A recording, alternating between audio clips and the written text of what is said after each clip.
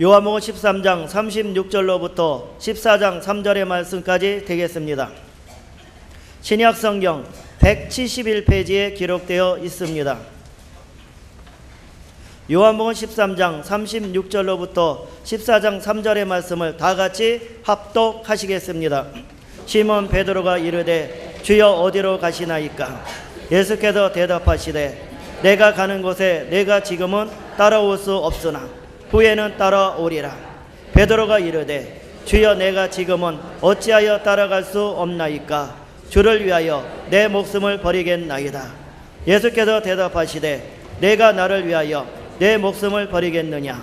내가 진실로 진실로 네게 이르노니 닭 울기 전에 내가 3번 나를 부인하리라. 너희는 마음에 근심하지 말라. 하나님을 믿으니 또 나를 믿어라. 내 아버지 집에 거할 곳이 많도다. 그렇지 않으면 너희에게 일렀으리라. 내가 너희를 위하여 거처를 예비하러 가노니 가서 너희를 위하여 거처를 예비하면 내가 다시 와서 너희를 내게로 영접하여 나 있는 곳에 너희도 있게 하리라. 우리 함께 찬양할 때에 혹시 기억하시는가요? 주는 평화 막힌 담을 모두 허셨습니다. 한번 따라 하실까요? 주는 평화 막힌 담을 모두 허셨습니다. 우리 염려 근심을 맡기면 주가 돌보아 주실 것입니다. 같이 찬양하겠습니다.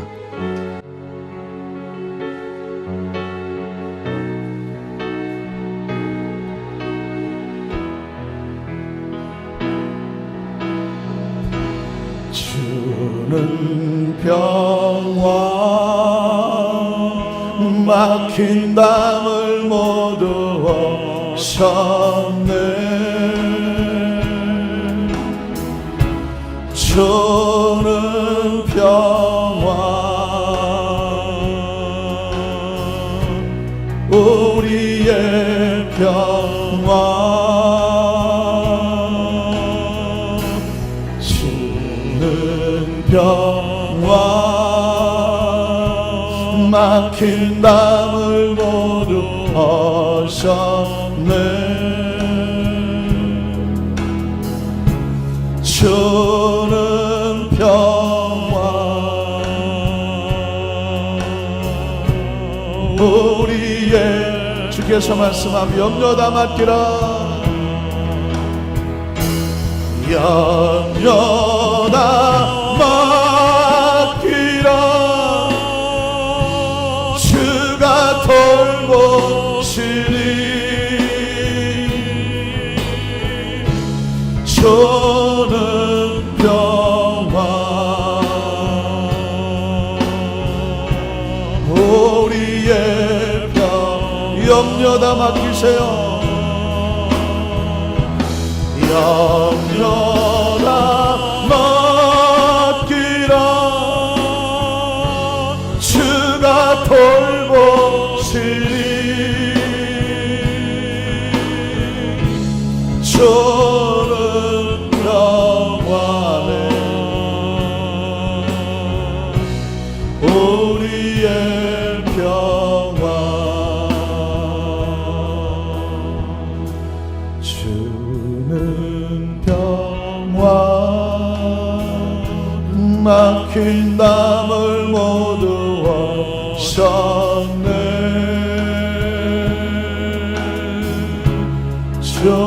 주는 평화 우리의 평화네. 주는 평화 막힌 담을 모두 허셨네. 주는 평화네.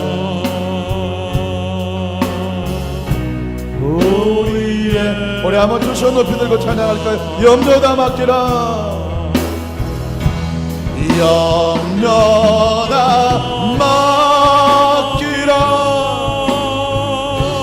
주가 돌보시리. 아멘. 주는 평화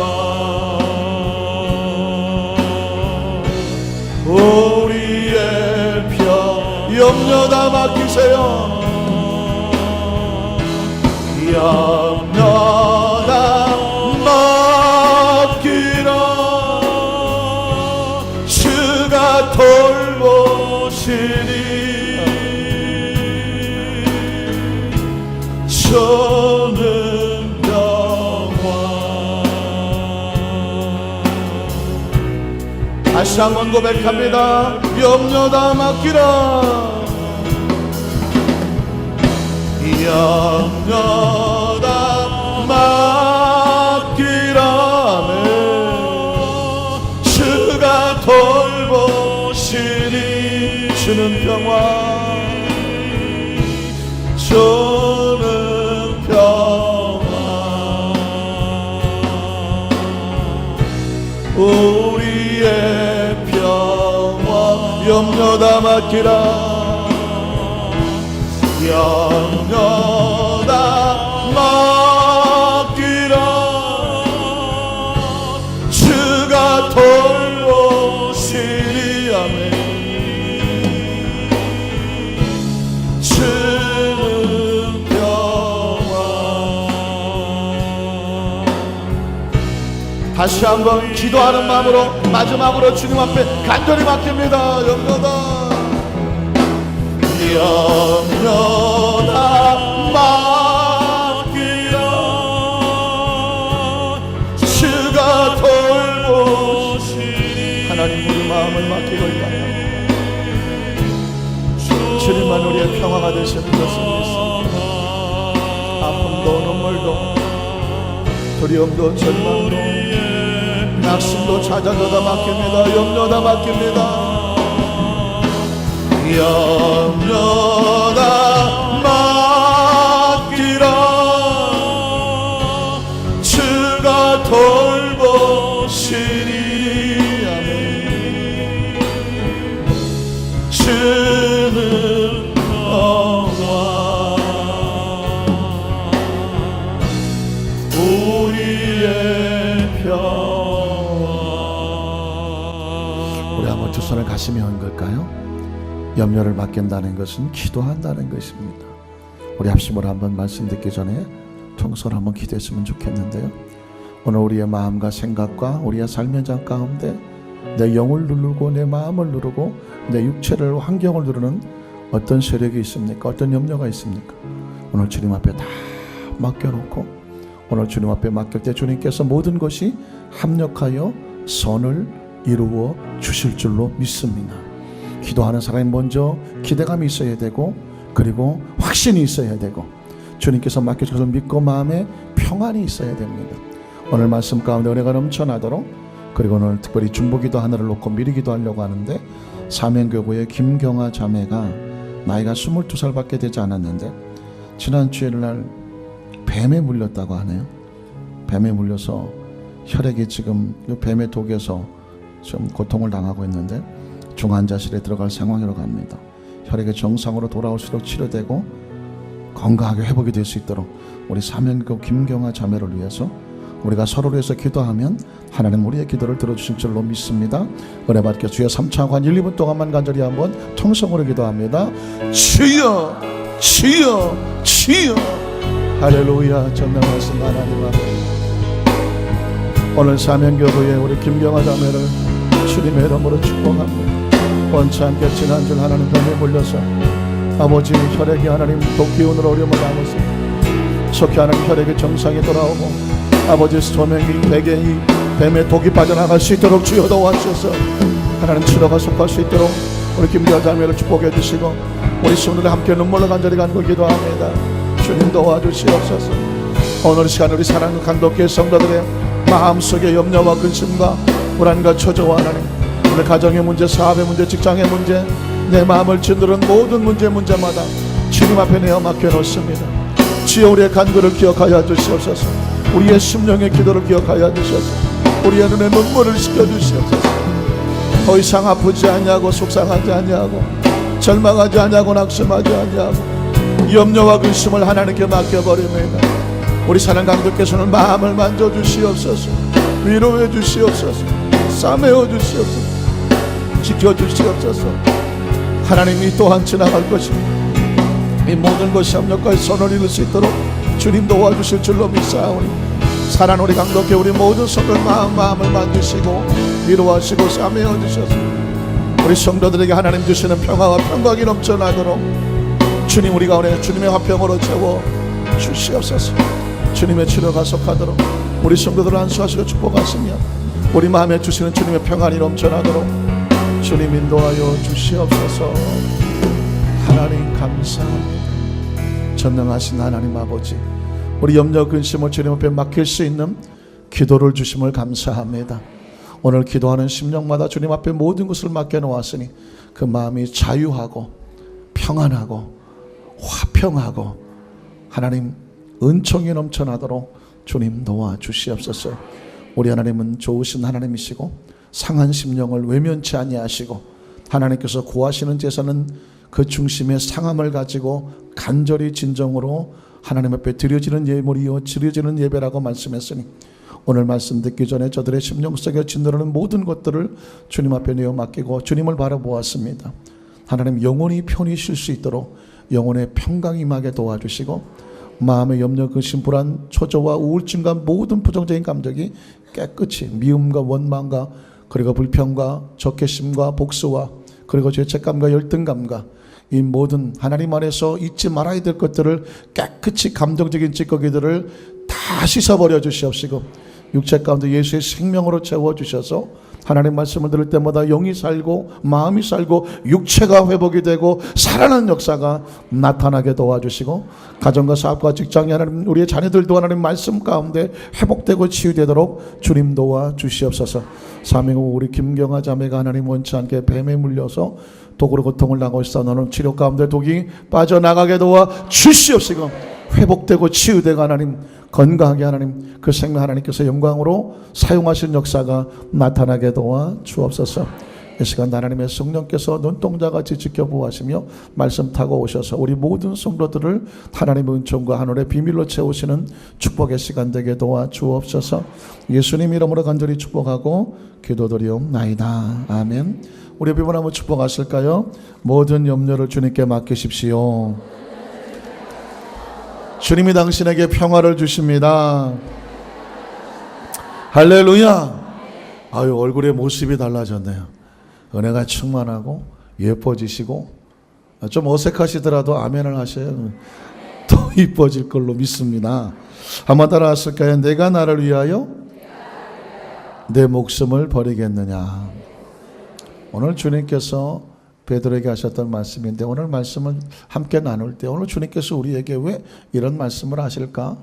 내가 나를 위하여 내 목숨을 버리겠느냐 이런 제목으로 말씀의 은혜를 나누기를 원합니다. 여러분 창세기 1장에는 어떤 내용이 기록이 되어 있죠? 어렵나요? 창세기 1장에는 창조가 기록이 왜 창세기니까 그리고 1장이니까 성경이 제일 출발한 무엇으로부터 출발한다? 창조로부터 출발한다. 왜? 창조가 있어야 모든 것이 존재하지 않겠습니까? 그래서 새로운 또 믿음의 창조를 시작하는 창세기 12장에는 누가 나올까요? 아브라함이 나옵니다. 아담의 실패로 인하여 새로운 믿음의 족보가 시작이 되기 때문에 아브라함을 뭐라고 부르죠? 믿음의 조상이라고. 조상은 처음 출발하는 거거든요. 자, 그래서 창세기 22장에 보면 이삭이 하나님께 드려지는 장면이 나오고 창세기 28장에 보면 이삭의 아들 야곱이 새로운 출발하는 장면이 나오고 창세기 37장에 가면 요셉이 하나님 앞에 꿈을 받는 장면이 나옵니다. 자, 그래서 여러분 창세기는 인물로 구분을 하면 1장, 12장, 22장, 28장 또 37장 하면 벌써 창세기 1장서부터 50장까지가 머리가 대충 정리가 되는 것을 보게 되죠. 출애굽기 3장 하면 누가 나올까요? 제가 입이 그냥 부르트도록 침이 그냥 터지도록 출애굽기 3장 1절 5절 하면 모세가 떨기나무 불꽃 가운데서 하나님의 능력을 체험하는 축복의 자화상을 받는 제가 아주 여러분에게 천국 가는 그날까지 이 말씀은 계속 할 거예요. 왜냐하면 하나님은 당신의 백성을 만나면 제일 먼저 무엇을 바꿔주시더라? 축복의 자화상을. 왜? 넌 이런 사람이야. 이전엔 이렇게 떨기나무 같이 나약했는지 모르지만 내가 너와 함께하면 네 인생은 이렇게 될 거야. 난 널 이렇게 보고 있어. 너도 너를 그렇게 봐야 돼. 믿으십니까?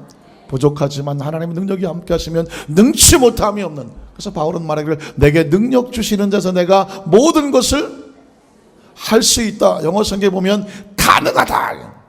한번 따라하시니까 예수님 안에서 내 모든 삶에 모든 것은 뭐하다? 가능하다.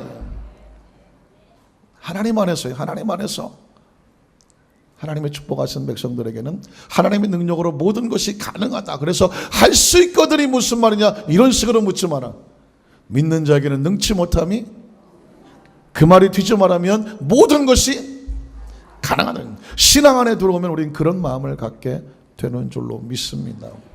그래서 여러분, 이제 제가 묻고 싶은 포인트는 신명기 28장을 물으려고 제가 앞에 번을 쭉 끌고 들어왔어요. 신명기 28장 하면 자다가도 깨는데 무슨 장? 축복의 장이에요. 반드시 여러분, 축복도 뭘 알아야 축복을 기대하게 됩니다. 하나님께서 당신의 백성들을 이렇게 축복하시는구나, 이렇게 축복하기를 원하시는구나. 신명기 28장 1절로 14절 내용을 알아야 되고요. 14절 밑에는 또 안타깝지만 축복이 있는 방면에 마치 빛이 있으면 어둠이 있는 것처럼 저주의 내용도 한무대기가 기록이 되어 있어요. 그래서 이 축복과 저주를 가르는 조건이 나와요. 축복의 조건이 나오는데, 축복의 조건은 뭐냐면 어려운 게 아니에요. 우리가 늘 듣던 말씀, 너희가 나의 규례와 율례와 법도와 계명을 뭐하면? 삼가 듣고 지키면이에요. 이거는 라면 중에서 아주 맛있는 라면이네. 지키면 그 축복의 내용이 너의 것이 될 것이다. 그래서 축복의 조건은 성경은 창세부터 계시록까지 어디를 뒤져도 하나님의 축복의 조건은 딱 하나. 규례와 율례와 법도와 계명을 뭐하면? 지키면이에요. 어려운 게 아니야. 하나님의 계명을 지키면 이게 이제 축복의 조건이에요. 그러면 축복의 내용은 뭐예요? 너를 세상 모든 민족 위에서 뛰어나게 만들어준다. 세상이 깜짝 놀라게 할 것이다. 그리고 내 몸의 소생과 내 토지의 소산과 내 짐승의 새끼와 우양의 새끼와 떡반죽 그릇과, 요즘은 잘 안 쓰는 말이지만 광주리, 들어보시면 광주리? 무슨 광주리? 떡광주리. 광주리 알면 조금 인생을 사신 거고, 광주리가 도대체 어디 전라도 광주 어디 옆에 있는 동네 이름인가? 이렇게 생각하면은 아직은 조금 인생을 더 사셔야 되고 그러죠. 광주리 오래간만에 들어보는 이야기죠. 그러나 그 떡반죽 그릇과 광주리가, 그리고 내가 들어와도 나가도 무엇을 받으리라? 복을 받으리라 그랬어요. 그러니까 하나님께서는 이게 축복이자, 축복의 조건은 뭐하면? 지키면. 축복의 내용은 들어와도 나가도 복을 받는. 그리고 마지막 축복의 대상은 누가 축복을 받아요? 너야, 너. 그건 너야. 하나님이 볼 때 난 바로 누구를 축복하기 원한다? 너야, 너. 딴 데 쳐다보지 말고, 옆 사람 쳐다보지 말고, 하나님의 관심은 바로 누구다? 나예요. 그래서 신명기 28장 1절로 6절에 보면 어떤 단어가 제일 많이 나오냐 보면, 분명히 축복의 장이니까 복이라는 단어가 많이 나와야 되는데, 여러분 집에 가서 다시 한번 찾아보시면 복이라는 단어보다 더 많이 나는 단어가 있더라. 그건 뭐더라? 그건 너다. 하나님 보시기에는 너예요. 너 그건 너야. 광주리 복 받을 거 너야. 떡반죽 복 받을 거 너야. 짐승의 새끼 네 짐승의 새끼, 우양의 새끼 네 우양의 새끼. 이게 좀 발음이 조금 이상하신다네. 누가 들어와도 네가 들어와도, 누가 나가도 네가 나가도 누가 복을 받아요? 그건 너야. 이게 하나님의 마음이에요. 자, 그래서 계명이라는 게 이렇게 중요한 거예요. 그 계명을 지키는 대상에게, 그 계명을 지키는 조건이 충족이 되면 계명에 따르는 축복을 하나님께서 주시는 줄로 믿습니다. 이게 구약 성경 속에 주셨던 십계명이라고 한다면, 우리가 지난 시간에 요한복음 13장에 34, 35절에 내가 너희에게 무슨 계명을 주노니? 새 계명을 주노니. 우리 여성 동지들의 표현으로 바뀌면 신상으로 계명을 주노니.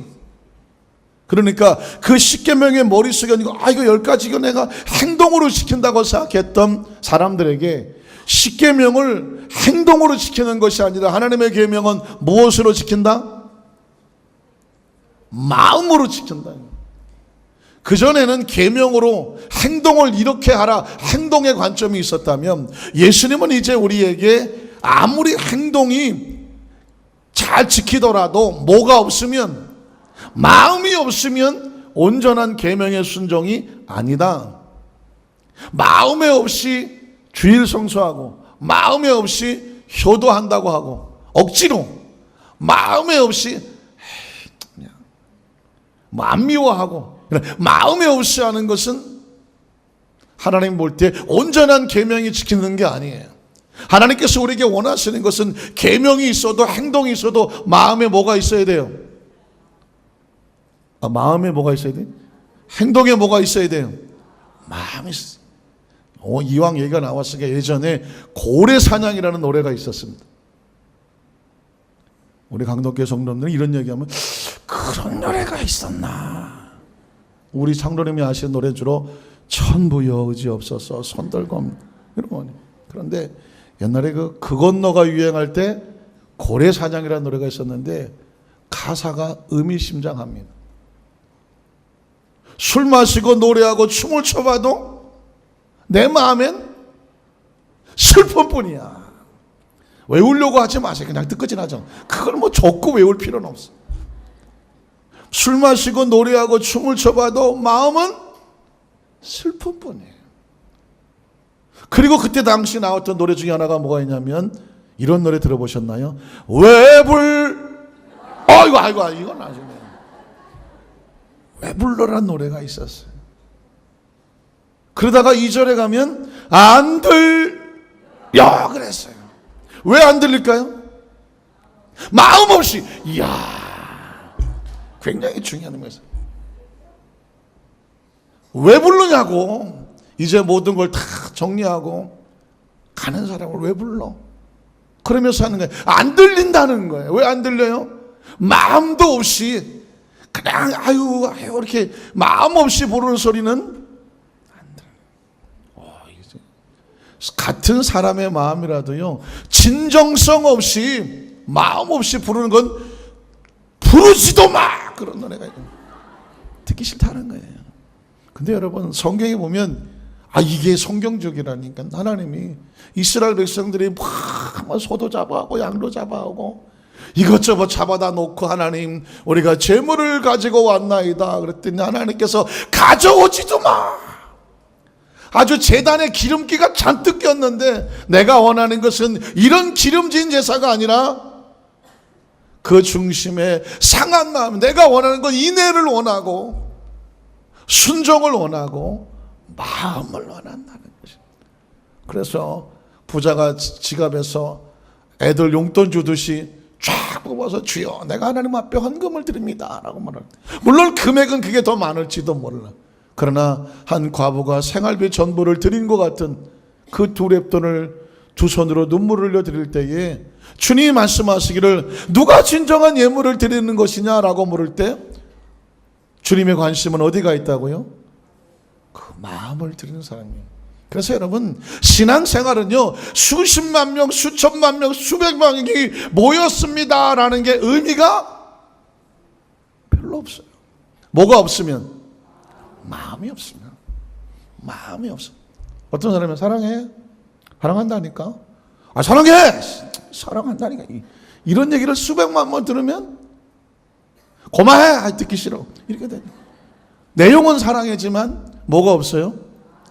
마음도 없고, 요즘 말로 뭐가 없어요? 영혼이 없어. 요즘 애들은 영혼이 없다고 표현. 그러나 떨리는 목소리로 내가 이런 말을 해야 되겠는지 안 해야겠는지 모르겠는데 덜덜덜 떨어가면서 나 너 들어본 적이 있어야지. 나 너 사랑의 말도 못해. 좋아해 하고 돌아서 막 도망가 버리는 뒷꼭지를 보고 저 자식 다 마음이 확 찢겨지잖아요. 하나님께서 전 그런 거예요. 신앙생활을 어려서부터 모태신앙처럼 하고 여기서 자라왔는데 어느 날 하나님의 마음은 그런 거예요. 내가 모태신앙이야. 내가 뭘 어쩌고 저쩌고 하는데 뭐가 없으면, 마음이 없으면 아무것도 필요 없어요. 아무리 찬양을 멋있게 했는데 마음이 없으면 은혜가 안 되잖아요. 어떤 사람이 뭔가 화려하게 했는데 마음. 그래서 우리는 마치 투박하고 모질하고 세련되지 못하고 부족한 것 투성인 게 드러나더라도 그 중심에 뭐가 있으면, 마음이 있으면 하나님은 우리 마음을 뭐 하실 것이다? 알아주실 것이고, 그리고 그 마음으로 우리는 하나님의 나라에 가게 되는 줄로 믿습니다. 그게 새 계명이에요. 내가 너희를 사랑한 것처럼. 예수님의 제자들의 발을 씻겼다면 행동입니까? 마음입니까? 그건 마음이죠. 예수님이 발을 씻겼으니 우리도 발을 씻기자. 서로 발을 빡빡 씻겨주면서 다 냄새가 어떠가 좋겠네 이러면 이게 세족식의 의미가 있습니까? 없습니까? 아니에요.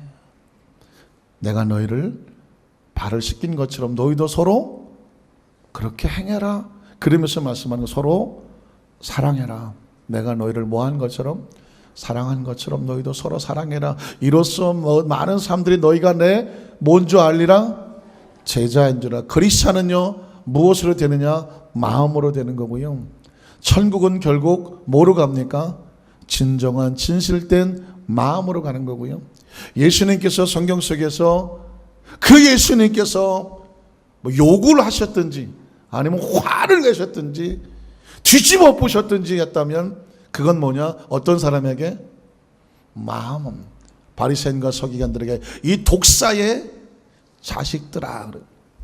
성전 안에서 장사하고 막 하니까 상을 뒤집어 엎으면 그 온유하고 겸손한 예수님이 분노를 내미는 건 뭐냐면 마음 없이 행하는 그런 것. 형식으로만 나서는 것에 대해서 주님은 분노를 하시더라고요. 오늘 저와 여러분에게 신앙생활, 우리는 사실 여기 오늘 수업에 나오신 성도들은 수십 년 이상 신앙생활 해오신 분들이잖아요. 이제 정말 중요한 것은 얼마나 더 오래 신앙생활 하느냐는 별로 의미가 없어요. 충분히 수십 년 신앙생활 해오셨고 충분히 들었어요. 그렇다면 이제 숫자로 따지는 것이 아니라 농도로 따지는 거죠. 우리가 얼마나 더 우리의 마음이 주님 앞에 짙고 강한가. 세상에 물 탄 것 아닌 정말 진실된 마음으로 주님 앞에 다가서는 그 작업을 하는 것이 우리의 남겨진 신앙의 마지막 미션인 줄로 믿습니다. 여기까지가 정확하게 나오면 이제 세상에서 예수님께서 제자들에게 하시고 싶었던 예수님의 마지막 메시지는 아주 간단했어요. 서로 사랑. 예수님한테 대단한 얘기 들으러 오셨습니까?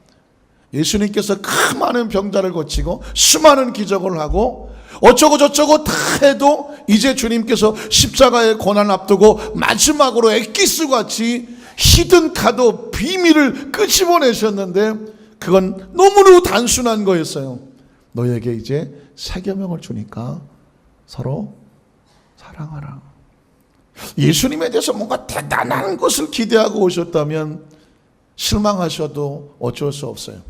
그러나 인생을 살아가면서 정말 중요한 본질 하나를 끄집어내라면 바로 예수님께서 하신 말씀이에요. 내가 너희를 사랑한 것처럼 너희도 서로 사랑하라. 너희가 이것을 행하면 내 제자가 될 것이고, 죄송하지만 천국은 무엇으로 간다?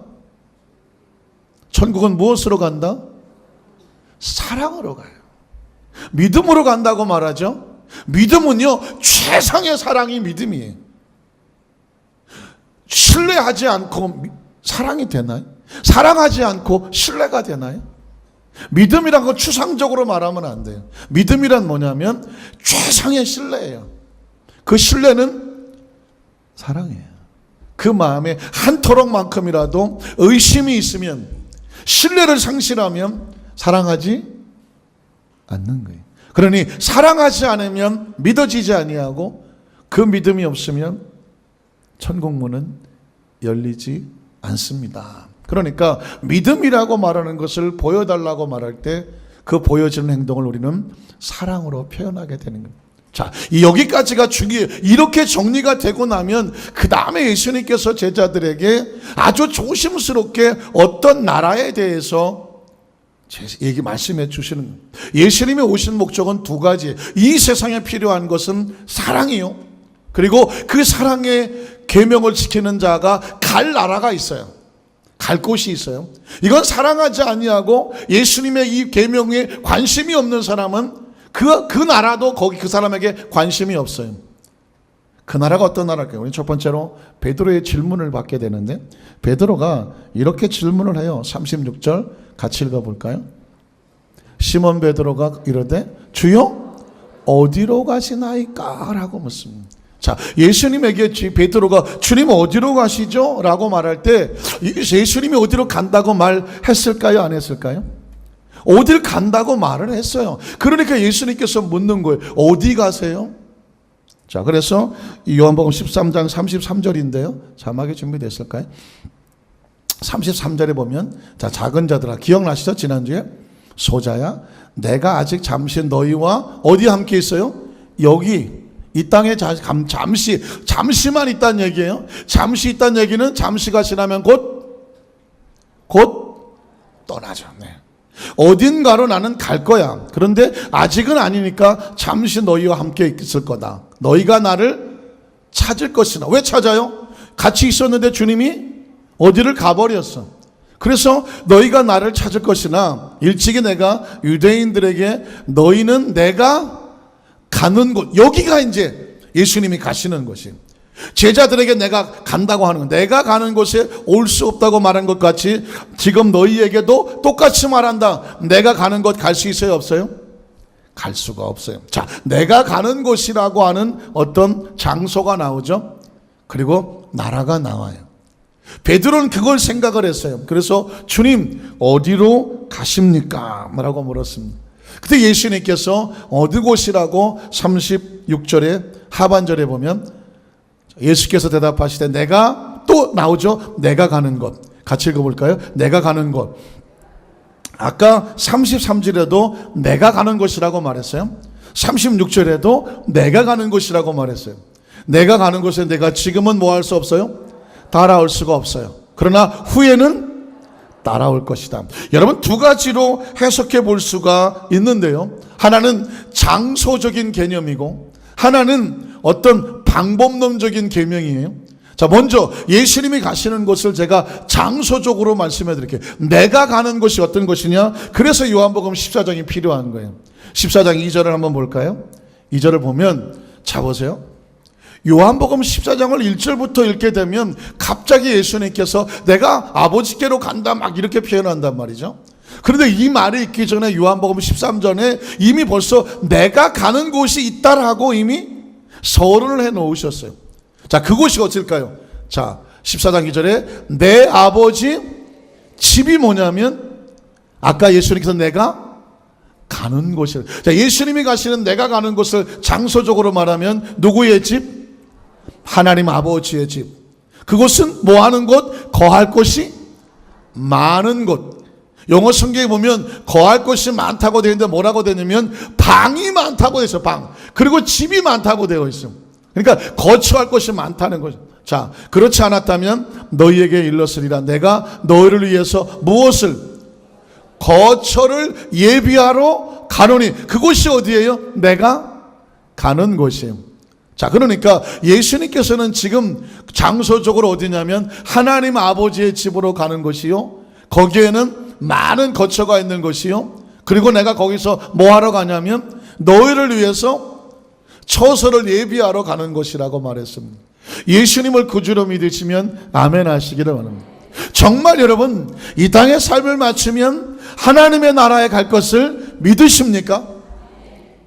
정말 믿으십니까? 그것은 하나님 아버지 집인 것을 믿으십니까? 그리고 그것은 주님이 우리를 위해서 처소를 예비하는 곳인 것을 믿으십니까? 그 처소가 예비되면 다시 와서 우리를 데리고 가서 아버지 집에 영원히 함께 거할 것을 믿으십니까? 그러면 여러분 진정한 복 있는 사람입니다. 오늘 예수님께서 우리에게 눈에 보이는 것만 믿고 귀에 들리는 것만 믿고 그리고 만져지는 것만 믿는 이런 시대에 사는 우리에게 눈에 보이지도 않고 귀에 들리지도 않고 손에 만져지지도 않는 4차원적이죠. 영적인 하나님 아버지의 집으로 우리가 가게 될 것이라고 말할 때에 그것을 철저하게 신뢰하는 사람이 뭐 할 수 있어요? 믿을 수 있는 거예요. 그리고 나는 이 땅에 나그네 같은 삶을 마치고 어디로 간다? 예수님 예비하신 어디로 간다? 천국으로 간다. 이 확신이 정확한 사람은 이 땅의 삶을 살면서 조금 힘들어도 어려워도 어차피 이 또한 지나갈 것이고 우리가 50년 뒤 정도 생각한다면 어차피 우리는 역사 속에서 이 지구상에서 뭐 할 것이고 다 떠나갈 것이고 그러니까 우리가 지금은 여기 머물러 있는 것 같지만 예수님 예비하신 영원한 곳에서 함께 거하게 될 줄로 믿습니다. 예수님께서는 지금 우리에게 이 하나님의 나라에 대해서 말씀해 주고 있는 것입니다. 지금 저와 여러분 우리 강덕교회 3일 예배 나온 성도들에겐 그건 너무도 당연한 얘기 아니냐 하실지 모르지만 예수님 당시에 2000년 전의 사람들의 사고 속에 의식 속에 하나님의 나라에 대한 개념도 없고 천국에 대한 개념도 없고 그저 자기 나라가 이 식민지에서 해방되기만 기다리고 있는 이 땅의 나라에만 관심 있는 사람들에게 하나님의 나라를 인식한다는 것은 결코 쉬운 일이 아니에요. 오죽하면 가룟 유다가 예수님을 왜 팔았다고요?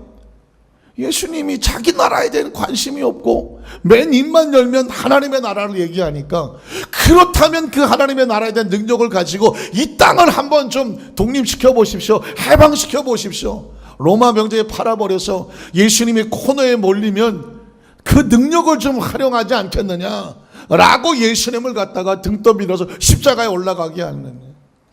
그러나 예수님은 마지막 순간까지 하늘의 능력을 가지고 자신의 생명을 구하지 않냐고 하나님의 나라를 위해서 십자가의 대성물로 기꺼이 자신의 몸을 내어주고 그 피값으로 그 피를 믿는 자마다 그 이름을 믿는 자마다 하나님 나라의 백성이 되어지는 축복을 허락해 주신 줄로 믿습니다.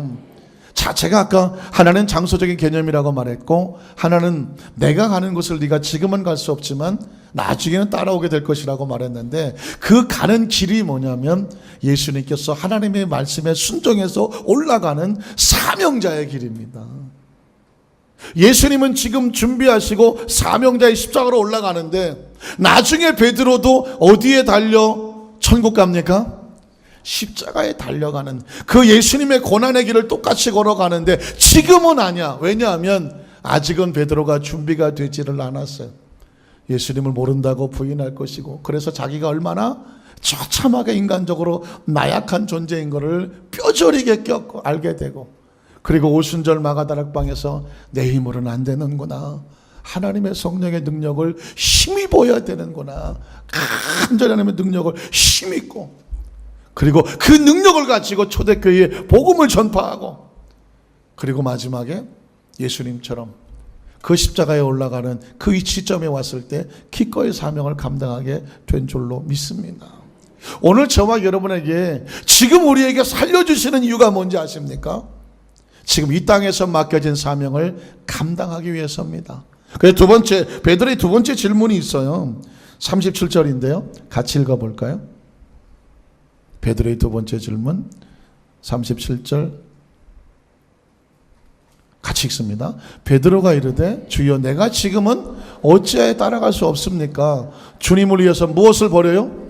내 목숨을 버리겠나이다. 자, 예수님께서 넌 지금 올 수 없어 나중에 올 거야 라고 말할 때 저나 여러분이나 베드로나 똑같죠. Why? 왜 지금 안 돼요? 난 지금 예수님 위해서 목숨이라도 버릴 각오가 되어 있어요. 베드로는 더더욱 열이 나서 그렇게 물었겠죠. 대답했겠고요.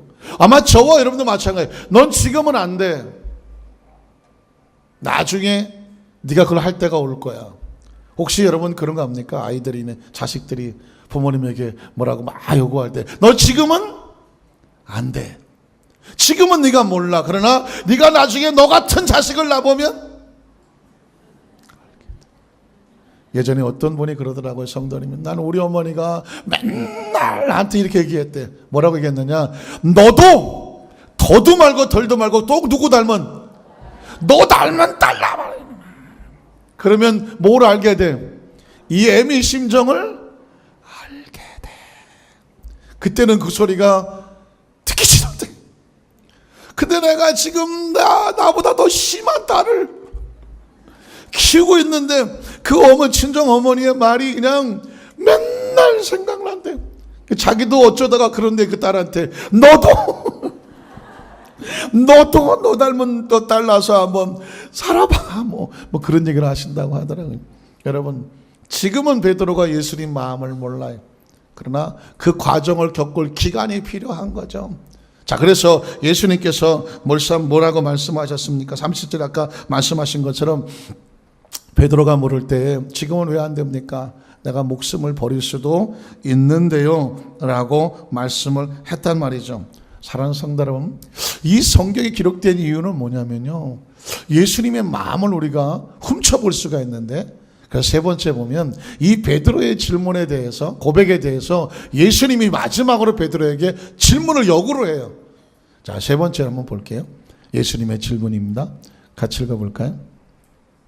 38절이요. 같이 읽어요. 예수께서 대답하시되, 내가 나를 위하여 내 목숨을 버리겠느냐? 내가 진실로 진실로 내게 이르노니 닭 울기 전에 내가 3번 나를 부인할 거야. 자, 지금 네가 목숨 걸고 나를 따라오겠다고 얘기하지만, 그러나 너는 불과 얼마 안 돼서 나를 부인하게 될 거야. 그리고 네가 얼마나 인간적으로 나약하고 비겁하고 비굴한 존재인지를 알게 될 거예요. 여러분, 사실 인간이요, 하나님을 경험하려면 자신에 대해서 실망할 줄 알아야 돼요. 아, 내가 이렇게 부족하고 모자라고 내 어떤 것으로 노력하지만 내가 여기밖에 안 되는구나. 그러나 여러분, 여기서 실망하고 하나님이 없는 사람은 세상으로 나가버려 포기해버리지만, 하나님의 사람은 여기서, 그래서 하나님 나를 도와주십시오, 하나님을 찾게 되는 거예요. 위로부터 내린 능력을 덧입게 해주십시오. 아까 모세의 떨기나무처럼 자신의 부족함을 경험하고, 난 못해요 주저앉지만, 주님은 주님의 능력을 힘입어서, 이런 사람도, 이런 베드로 같은 사람도 주님의 능력을 통해서 이런 일을 할 수 있었습니다. 그러니 당신도 뭐 할 수 있습니다? 가능합니다. 할 수 있습니다.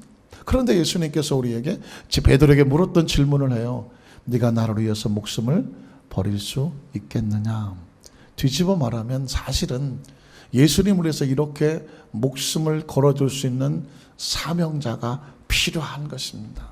왜냐하면 나중에 베드로가 자신이 고백한 것처럼, 내가 주님을 위해서 목숨도 버릴 수 있겠습니다는 언제 됐느냐? 성령 충만하고 능력을 덧입고 초대교회 가고 그리고 복음을 증거하다가, 기억하시죠? 쿠어바디스라고 하는, 발음도 잘 안 되네요. 쿠어바디스라고 하는 유명한 성화가 있죠. 쿠어바디스 영화 한번 보셨습니까? 언젠가 시간 나면 우리 같이 한번 봤으면 좋을 것 같아요. 아주 오래전 기억인데, 쿠어바디스 영화를 보고 마지막 장면에 정말 모든 관객들이 일어나서 기립박수를 치고 다 같이 펑펑 울었습니다. 저도 그 장면이 기억이, 안 울려고 몸부림을 치는데도 눈물이 푹푹 쏟아지고, 그 초대교회 성도들, 그리스도를 위해서 기꺼이 순교의 피를 흘리는 그 믿음의 선배들을 향하여, 진짜 이건 누가 시켜서가 아니에요. 어쩌서 치신 것이 아니라 뜨거운 눈물과 함께 환호했던 기억이 납니다. 베드로가 그렇게 불타는 로마에 죽을 줄을 알고, 그러나 그리스도의 복음을 위하여 기꺼이 그 십자가를 거꾸로 매달려가는 그런 모습을 보여줬습니다. 사실은 초대교회에 그렇게 예수 그리스도에서 목숨을 던졌던 그 신앙인들로 인하여 수천 년이 지난 지금의 이 복음이 저와 여러분에게까지 이루어진 줄로 믿습니다. 하나님의 나라는 지금 이렇게 자신의 목숨을 던져서 거룩하고 헌신하고자 하는 사람들에 이어서 지금까지 이끌어왔어요. 오늘 말씀의 결론을 냅니다. 베드로가 그랬던 것처럼 예수님의 가룟 유대를 제외한 나머지 모든 11제자들은요, 새로 한 마띠아까지 합쳐서 그들은 예수님처럼 복음을 증거하다가 각자의 나라에 가서 다 순교하면서 목숨을 하나님 앞에 드렸습니다. 그게 하나님 나라는 그렇게 지켜지는 거예요. 그리고 여러분, 교회를 지키기 위해서 목숨을 걸고 믿음의 선배들은 사명을 감당했습니다. 루터라고 하는 사람은요, 사실 우리가 늘 기억하고 잊지 말아야 될 사람입니다. 캐톨릭에 대항을 해서 95개의 잘못된 것을 걸고 개신교를 출발시킨 사람이 바로 마틴 루터라고 하는 사람입니다. 10월 마지막 주가 종교개혁주일이면서 마틴 루터를 기념하는 그런 주일로 드려지는데, 목숨을 걸고 했던 거예요. 여러분, 지금 우리가 캐톨릭을 상당히 조심해야 됩니다. 제가 조금만 시간을 할애한다면, 지금 얼마 있으면 교황이 온다고 말을 하잖아요. 교황이 가난한 자를 돌보는 것 같고 서민적인 행동을 하는 것 같고, 그래서 뭐 종교를 초월해서 존경도 받고, 야, 저런 게 종교다라고 생각을 하면서 상당히 세계에 영향을 미치고 있지만, 그 배후에 이게 얼마나 무서운 것인지를 알아야 합니다. 얼마 전에 어떤 목사님께서 지금 우리나라의 캐톨릭에서 교황이 얼마 안 있어서 온다 그러면서 그거를 전도 쪽 쩍쭈기를 만들어서 길거리에서 막 뿌리고 있다고 합니다. 교황이라고 그러니까 사람들이 관심이 있잖아요.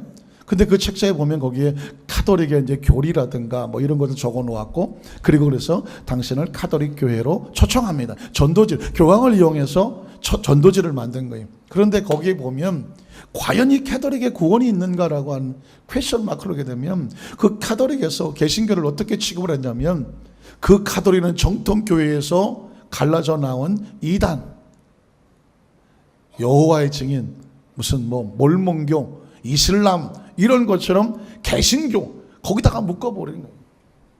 이게 얼마나 무서운 일 아시겠습니까? 캐톨릭이라고 하는 거대한 줄을 해서 평화하고 사랑하고 막 이렇게 하는 것 같지만, 기독교를 갖다가 저 이단의 한 종파처럼 만들어 놔갖고는 그것을 받아들인 사람으로 하여금, 아, 카톨릭이라는 이게 메인 줄이고, 이게 기독교고, 이게 예수 믿는 거고, 이게 정말 무슨 크리스찬이고, 나머지는 뭐 개신교든 무슨 뭐 이슬람이든 뭐 무슨 여호와의 증인이든 무슨 뭐 몰몬교든 이건 전부 다 거기서 아웃사이더로 나온, 이건 그냥 이단 종파네, 이런 식으로 완전히 뒤집어 버렸습니다. 그런데 여러분, 그래서 여러분, 교황은요, 마태복음 16장에 있는 것처럼 마치 예수님께서는 베드로의 신앙 고백 위에다가 이 반석 위에 교회를 세우리라. 그래서 우리는 신앙 고백으로 출발을 하는데, 캐톨릭인 출발은 신앙 고백이 아니에요. 베드로 위에다가 교회를 세운다고 말해서 베드로를 일대 교황으로 만들어요. 그래서 이 교황은 무슨 권세가 있냐면 죄를 사해 주기도 하고, 하나님 말씀처럼 하나님처럼 하고, 교황의 권위는요 성경보다 위에 있습니다. 그러니까 그 자세한 그 캐톨릭의 내면을 살펴보면, 캐톨릭은 절대로 개신교가 아니에요. 기독교가 아니에요. 기독교 관점에서 볼 때 캐톨릭은 그냥 다른 종교예요.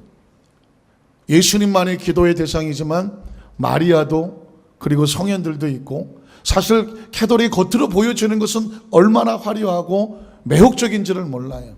그러나 그 교리적인 내용으로 보면 믿음으로 구원받아야 되는 구원의 논리가 아니라, 말씀보다 권위가 있는 교황의 직서라든가, 그리고 예수 그리스도 위에 있는 마리아라든가, 여러 가지 많은 것들은, 이런 것들은요 성경 속에 우리가 믿음으로 구원을 받는 것하고는 전혀 다른 거에 대해서.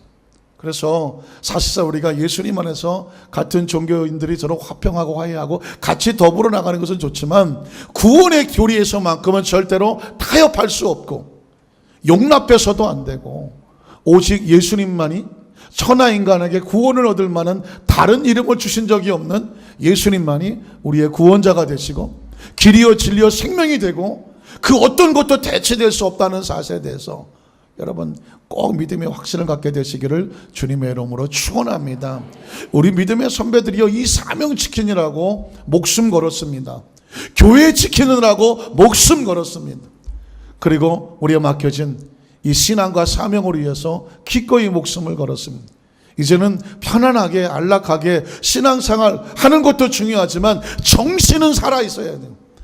공산당이 우리를 핍박하지 않는다고, 무슨 뭐 우리 그런 걸로 인해서 뭐 치열한 전쟁을 벌이지 않는다고 하더라도, 정신만은 신앙에, 이 영성만은 정확하게 살아서 우리는 절대로 복음의 진리를 다른 어떤 것과 포기하거나 섞여 있거나 타협하지 않는다. 난 크리스찬이다, 난 그리스도에서 목숨을 걸고 믿으십니까? 우리 교회는 우리가 지키고 우리 맡겨진 사명에 의해서 결코 내가 이 사명을 지켜내서 조금 더 타협하지 않는다. 칼에 목이 오고 목에 칼이 와도 같은 말이죠. 난 크리스찬이다. 난 이 땅에 절대로 타협하지 않고 오직 하나님 나라를 위해서 이 사명 지키다가 기꺼이 하늘나라를 위해서 이 사명 지고 간다. 우리 사는 강동교회 성도들, 겉으로는 온유한 것 같으나 그 심령은 오직 그리스도와 몸된 교회를 지키며 이 말씀이 선포되는 이 아름다운 축복의 장소와 사명을 위해서 우리 교회, 그렇죠? 하나님의 그리스도의 몸된 교회를 위해서 헌신하고 충성한다는 눈빛이 살고 총기가 살고 영성이 살고 은혜가 충만한 우리 성령 되시기를 주님의 이름으로 축원합니다.